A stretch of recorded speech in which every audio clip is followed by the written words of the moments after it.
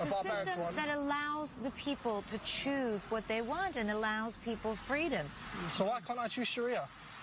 When in Rome, overthrow Caesar, implement the Sharia. In your home, you can do whatever you want. But what about in the public? Why can't I tell you to cover up? Am I free to say that? Because it would be outrageous. So where's my freedom? Where's my freedom? You can say it to me, but okay, so cover up. Wear the hijab. That's absurd. Who hasn't noticed that leftists have no qualms scorning Christians and treating Christianity as a hostile force while bending over backwards to defend Islam? Now, I get someone denouncing a religion that's in opposition to their own ideals, including criticizing its followers. But why have contempt for one religion while cradling another that's even more conservative, even more incompatible with liberal principles? Take Linda Sarsour, for example. She's a pro-Hamas, pro-Sharia Islamist, yet a darling of the left. And considering that there's nothing liberal, progressive, or feminist about Hamas, the Sharia, or Islam, this alliance can seem a little baffling until you take a closer look at what leftists actually believe. Leftist ideology is based on equality of outcome instead of equality of opportunity. And just for the record, equality of opportunity is not identical opportunity for everyone, which is impossible, but means personal characteristics like nationality, race, religion, and sex should not determine the public opportunities that are available to someone, only talent and achievement. On the other hand, equality of outcome is based on the premise that everyone should end up the same. And here's the crux. Leftists believe if people don't end up the same, then something unjust is happening, because all inequality is evil. And that something unjust that is happening, that leftists believe results in inequality, is what they term oppression. Enter their philosophy of the oppressed versus oppressor. It's rooted in traditional Marxism, but since traditional Marxism doesn't go over well in free market economies where anyone can make it, Western leftists, starting back in the 1930s, believed by focusing solely on economics, Marx missed the huge effect culture has on society. So they took Marxism from pure economics and married it to culture. They believed, as leftists do today, that repression is the essence of a capitalist order, and that in a democracy, undermining Western values can achieve the same thing as violent revolution. In a nutshell, this revised version of Marxism says that inequality in society occurs because prejudice-dominant social groups exploit less powerful social groups, which creates a system of privilege and advantage for some and disadvantage for others. By now, I'm sure everyone knows that the major groups leftists consider privileged in Western societies are whites, males, heterosexuals, wealthier people, native-born, and the dominant religious group, Christians. And they also believe for every privileged group, there's a correlative oppressed group. Privileged groups are seen as loathsome because privilege comes from oppression. On the other hand, oppressed groups are virtuous because seeing them as anything less is victim-blaming, since any shortcomings of an oppressed group stems from inequality, which stems from their oppression by privileged groups. Yeah, I think the idea of white privilege is absolutely reprehensible. And it's not because white people aren't privileged. We have all sorts of privileges, and most people have privileges of all sorts, and you should be grateful for your privileges and work to deserve them, I would say. But the idea that you can target an ethnic group with a collective crime, regardless of the specific innocence or guilt of the constituent elements of that group, there is absolutely nothing that's more racist than that. It's absolutely abhorrent. I can't...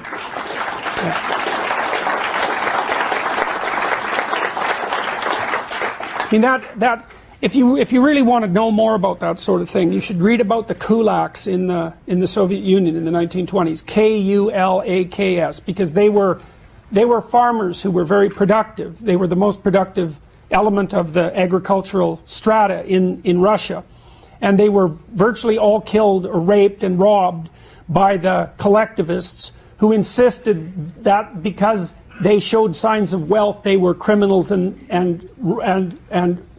robbers. So, one of the consequences of the prosecution of the kulaks was the death of 6 million Ukrainians from a famine in the 1930s. The idea of collectively held guilt at the level of the individual as a legal or philosophical principle is dangerous. It's precisely the sort of danger that people who are really looking for trouble would push.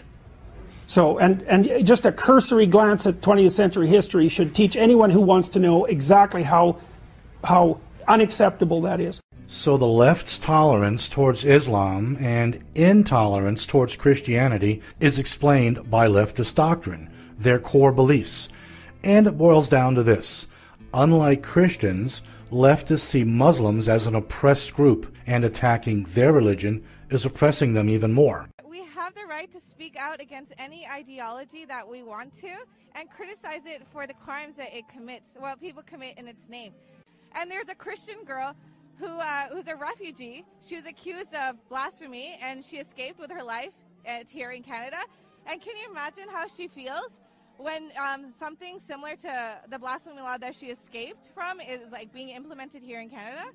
And what's incredible is that, I mean, you've lived through this, you've seen it with your own eyes, and yet you have these predominantly white Canadians that are having a counter-protest about what you're doing, and they're calling people like you and others here racist, bigots, Islamophobes. What's going on? We come to Canada for a better life. We want to leave that world behind, and we want to celebrate the beauty and the values of this country. And we don't want that horrible, horrible draconian laws to follow us here. Sorry. So what can they possibly say to you when you point out, listen, I'm originally from Pakistan, I've seen the dark side of Sharia, why are you campaigning against people that are standing up for freedom of speech?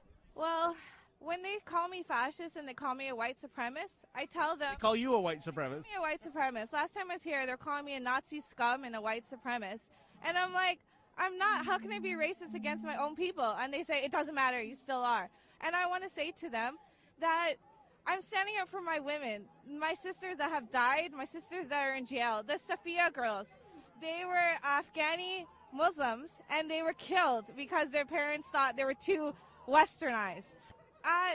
It's just a horrible thing. They don't understand. They'll never understand until they live there. They wouldn't even last one day under Sharia law. So to reiterate, leftists purposely conflate criticizing ideas that are central to Islam and their consequences with Muslims in general, because in their minds, Muslims are a victimized group which they heroically represent, and criticism of their religion is further oppression of a group which they've deemed as part of their collective, part of the new proletariat, as allies in the struggle against an unequal, oppressive, white supremacist, patriarchal, evil capitalist system, which they want to dismantle to its core. And so it makes sense that the so-called tolerant left isn't tolerant to everyone. Why respect the rights of the groups whose power you're trying to smash? And so if you want to attack me for being overly emotional or for passionately, defending those who are defenseless, then go ahead, you can attack me all you want. But am I saying that I'm better than you? I guess I'm going a little further than you are. Yeah, I'm fucking better than you, okay? Much better than you. You are garbage. And by the way, the left's oppressed versus oppressor philosophy is where we get political correctness, which is the result of that philosophy seeping into mainstream society. People are seen as members of groups instead of individuals, and oppressed groups are put on the virtuous pedestal of helpless victims. So a comedian can joke about white stereotypes because whites are a privileged group, but not black stereotypes, or gay, female, immigrant, or Muslim, because those are marginalized / oppressed groups. And so we're back to the, you can say what you want about Christians and Christianity, but Islam is off limits. Political correctness, after all, aims to tell us what to think. And it seeps into so many parts of society, so often without us even paying attention to its aim. Because the purveyors of political correctness are not imbeciles, because they are smart people armed with clever tricks, we do need to pay more attention. In the last few weeks, some on the left have claimed that those who have raised questions about multiculturalism, immigration and the relationship between Islam and modernity have blood on our hands. I say our hands because I've been named as someone who bears some responsibility for what happened in Oslo. Now here we have murder being used as a muzzle, used to close down free speech. And this is just the latest addition to what is now a growing list of tactics to curb free speech, or and even worse, to stifle genuine inquiry and independent thinking. I think I should interject here to make clear that not everyone left of the political center are what I've been calling leftists. I mean, it was liberals who coined and began referring to leftists with the pejorative term the regressive left. That being said, leftists, or the regressive left, or cultural Marxists, or SJWs, or whatever you want to call them, aren't some trivial faction of the far left either. Nor are they just harmless, blue-haired college kids with too much time on their hands as they've been described. They propagandize, they proselytize, they vote, and they don't have to convince anyone of the rightness of their arguments because they wield the fear of being labeled a racist and bigot and being ostracized. And not only has this neo-Marxist philosophy seeped into all aspects of left-wing politics and media, it all but dominates universities, where there are no shortages of professors who demonize anything Western. But regardless of how loud the illiberal left screams about how capitalism is responsible for killing and oppressing millions of people, how the American flag stands for hatred and imperialism, and that America is vicious and corrupt, people still vote with their feet. Immigrants want to come here. Which brings me to an interesting point. As leftists, with their victimhood ideology, blame oppression for groups who stay poor, they can't explain why immigrants of various colors can come in at the bottom with very little money and sometimes little knowledge of English and proceed to rise, both in the schools and in the economy. Many immigrant subgroups, like Nigerians, outperform Asians, who outperform whites in medium income and education level. And the Pew Foundation study that leftists often cite as evidence that upward mobility in the U.S. has become stagnant expressly cautions that its findings does not apply to immigrants and their children, for whom the American dream is alive and well. When you see around the globe the maldistribution of wealth, the desperate plight of millions of people in underdeveloped countries, when you see so few haves and so many have-nots, when you see the greed and the concentration of power within, did you ever have a moment of doubt about capitalism and whether greed's a good idea to run on? Well, first of all, tell me, is there some society you know that doesn't run on greed? You think Russia doesn't run on greed? You think China doesn't run on greed?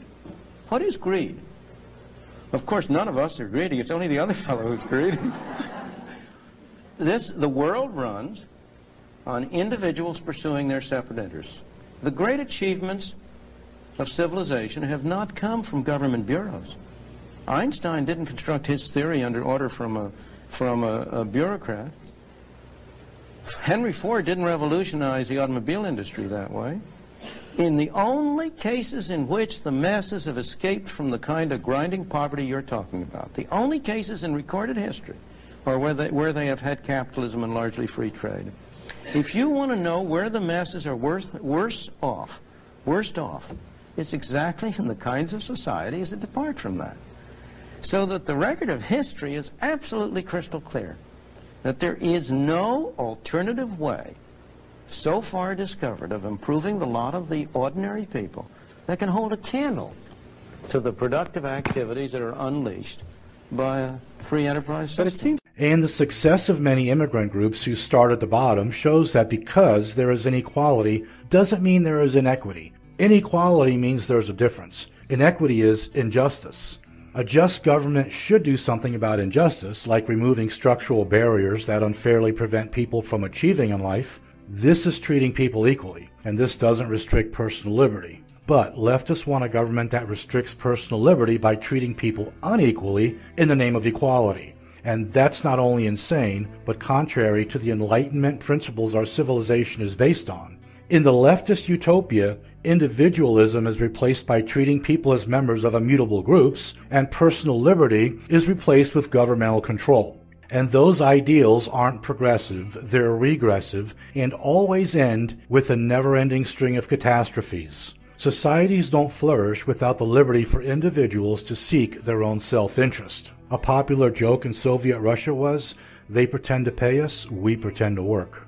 What leftists fail to realize time and time again is that people are inherently flawed. They believe there's nothing in human nature that would cause us to be unhappy. It's only because we have the wrong institutions. In reality, because of our inherent flaws, there are no solutions, only trade-offs. That's why I'm not saying capitalism and Western civilization is perfect, and I get that compared to someone's imagined utopia, it's pretty filthy. But compared to the state of governance in most places in the world, we're a shining light. And that's because after thousands of years of human civilization, we got some things right, like the concept of the intrinsic value of the individual.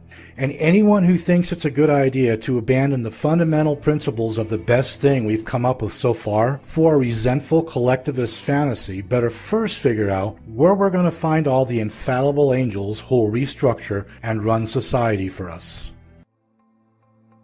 My final conclusion. Any society that puts equality ahead of freedom will end up with neither equality nor freedom. Any society that puts equality before freedom will end up with neither. On the other hand, a society that puts freedom first will, as a happy byproduct, end up both with greater freedom and greater equality.